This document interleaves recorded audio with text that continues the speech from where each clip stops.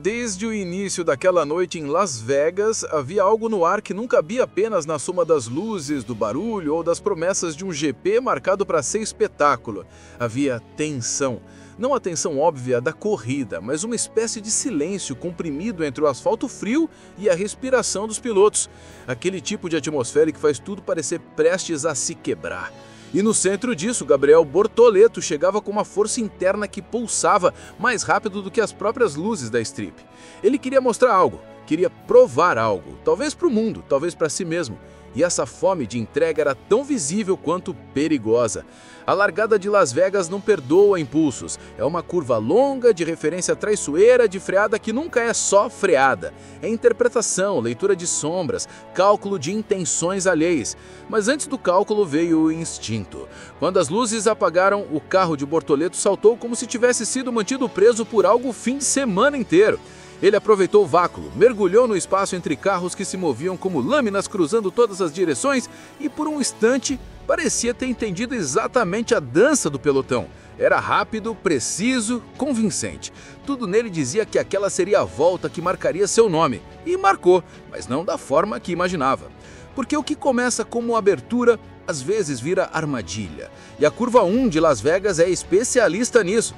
O espaço que parecia existir na metade da reta foi sumindo, como se a pista estivesse retraindo os ombros, empurrando todos para um funil onde cada centímetro vira disputa, cada hesitação vira perda e cada impulso pode virar desastre. Bortoleto chegou ali carregando a velocidade que havia conquistado, mas também o peso invisível da própria ambição.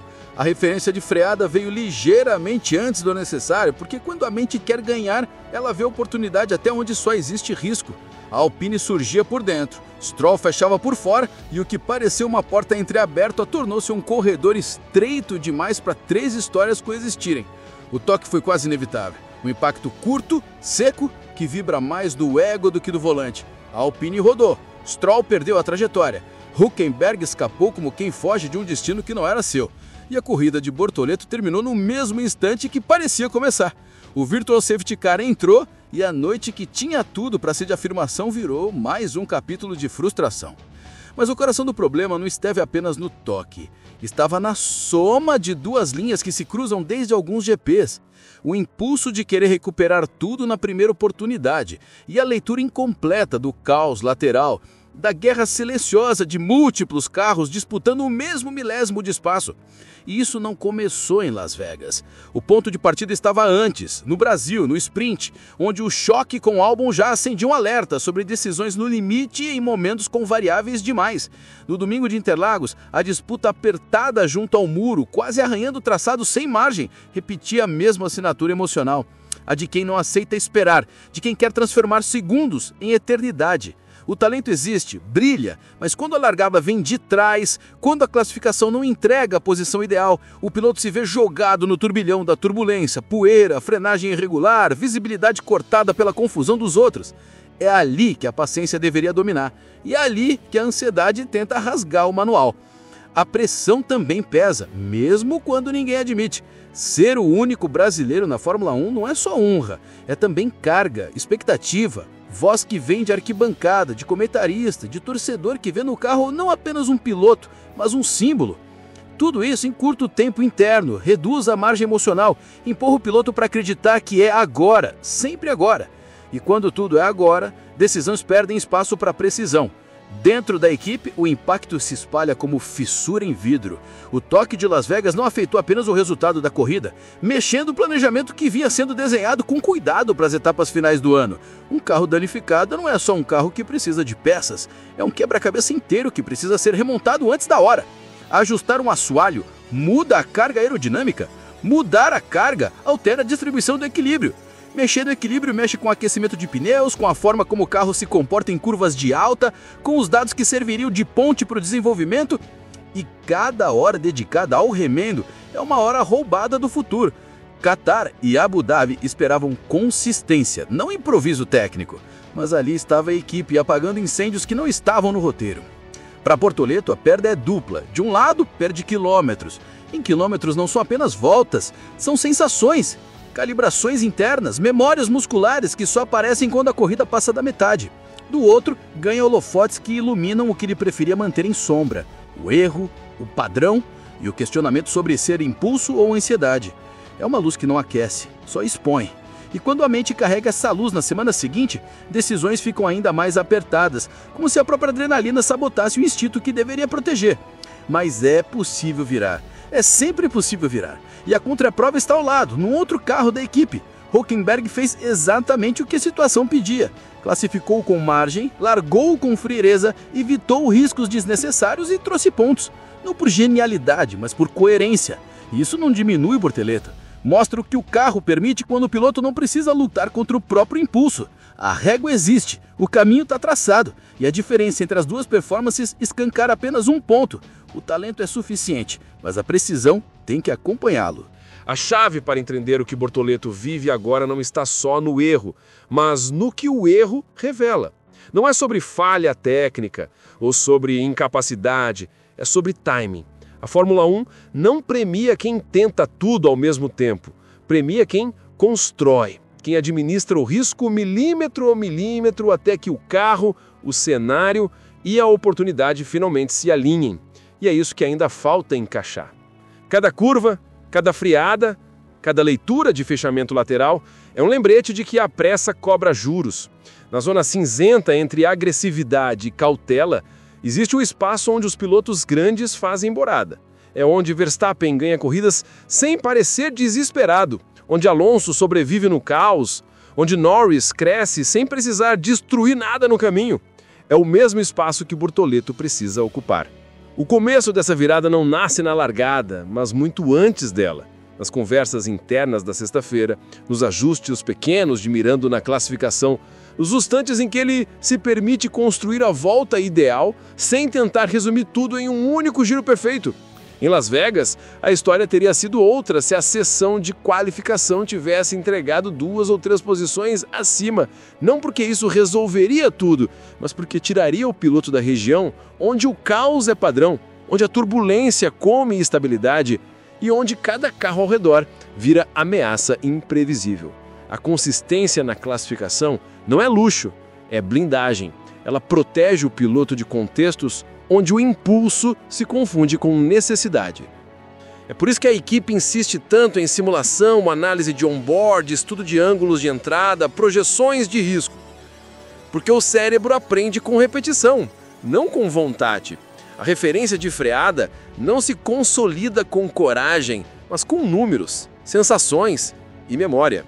A leitura lateral não nasce do instinto, mas da antecipação que só vem quando o piloto reduz a velocidade mental, não a do carro. E é essa transição que separa pilotos rápidos de pilotos completos, transformar o impulso em estratégia, não em aposta. Enquanto isso, dentro da Sauber, o impacto dos erros recentes segue reverberando. O acidente em Las Vegas não custou apenas peças, custou tempo. Tempo de engenharia, tempo de análise, tempo que deveria estar direcionado ao desenvolvimento da próxima atualização, em vez de reparar danos que não estavam no plano. E tempo é a unidade mais cara da Fórmula 1. Quando um assoalho é trocado fora da ordem, todo um mapa aerodinâmico precisa ser reajustado. A relação frente e traseira muda. O comportamento em curvas de alta perde previsibilidade. O desgaste de pneus assume um padrão diferente. De repente, aquele carro que tinha um comportamento quase decifrado vira um quebra-cabeça que volta 2 casas no tabuleiro. E cada corrida perdida com esse desequilíbrio se transforma numa sombra que pode alcançar etapas futuras. Isso afeta não só o presente, mas o que está sendo construído para 2025 e 2026. A entrada da Audi promete uma estrutura enorme, exigente, em que cada decisão, cada dado, cada quilômetro conta. E a equipe precisa entregar não só performance, mas estabilidade. Algo que se perde quando danos inesperados puxam engenheiros para problemas emergenciais em vez de deixá-los pensar no futuro. O custo operacional invisível é esse, aquilo que o público não vê, mas que corrói o planejamento como ferrugem silenciosa. Para o piloto, esse cenário se transforma em espelho. Ele olha para tudo isso e percebe, mesmo que não diga, que cada toque tem impacto maior do que parece. E isso molda a mente.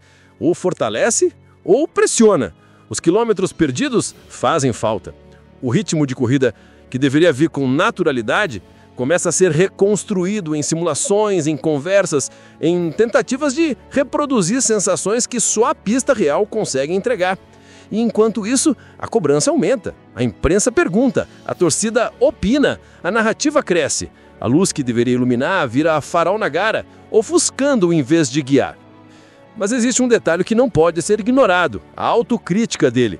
Não aquela de discurso, mas a real, a que aceita a responsabilidade e abre espaço para mudança. O piloto que assume o erro já deu metade do passo. A outra metade é transformar isso em método, fazer do aprendizado um procedimento, não uma promessa. Entrar na curva 1 sabendo que a margem vence a pressa. Calcular antes de reagir. Abortar uma tentativa antes que ela vire um acidente. Proteger o carro como quem protege o próprio futuro. A Fórmula 1 não dá pontos pela ousadia da primeira curva, mas dá muitos para quem completa a corrida com consistência. E é isso que precisa entrar no sangue. A comparação com Hülkenberg não deveria soar como crítica, mas como bússola. Ele mostrou o que o carro pode fazer quando a execução respeita a margem. Trouxe pontos, trouxe estabilidade, trouxe um parâmetro. Não há vergonha nisso. A referência. O piloto jovem que enxerga no companheiro de equipe um espelho não está diminuindo o próprio talento, está acelerando a própria evolução. E se esta leitura for internalizada, a virada não será lenta. Pelo contrário, será inevitável. Porque o caminho para Bortoleto não é longo, é estreito. A curva 1 precisa de uma nova referência de freada, mais estável. A classificação precisa ser construída com progressão, não com desespero. A largada precisa ser calculada como quem joga xadrez, não como quem rola dados. E se a janela fechar, se o espaço sumir, é preciso aceitar, respirar, esperar a próxima. Uma corrida é uma história inteira, não um prólogo. Um domingo tem dezenas de voltas para recuperar, reconstruir, retomar. A genialidade não está em acertar tudo na primeira curva, mas em saber quando não tentar. E assim, quando esses elementos se alinharem, quando o impulso virar precisão, quando a ambição virar cálculo, quando a margem virar estratégia, o talento que todos sabem que existe vai finalmente encontrar o ambiente ideal para florescer. A equipe poderá planejar sem desviar do caminho, o carro responderá com previsibilidade e o piloto terá a confiança que nasce não no improviso, mas da constância. Las Vegas não define Bortoleto. Nenhum piloto é definido pelo seu desastre. É definido pela forma como sai dele. A lição está posta, clara, gritante, a freada com folga, a leitura do fechamento lateral, a gestão do risco no instante mais crítico da corrida. Tudo isso tem o poder de transformar um fim de semana e, mais do que isso, uma trajetória inteira. Quando o improviso diminui, a equipe respira. Quando a equipe respira, o ritmo aparece. Quando o ritmo aparece, o resultado finalmente vem. O talento está lá, a estrutura também. Agora só falta a parte que transforma promessa em história, fazer do aprendizado rotina e do instinto precisão. E quando isso acontecer, e vai acontecer, cada corrida deixará de ser uma luta contra o próprio impulso e se tornará aquilo que sempre deveria ter sido, a construção sólida de um piloto pronto para tudo que a Fórmula 1 exige.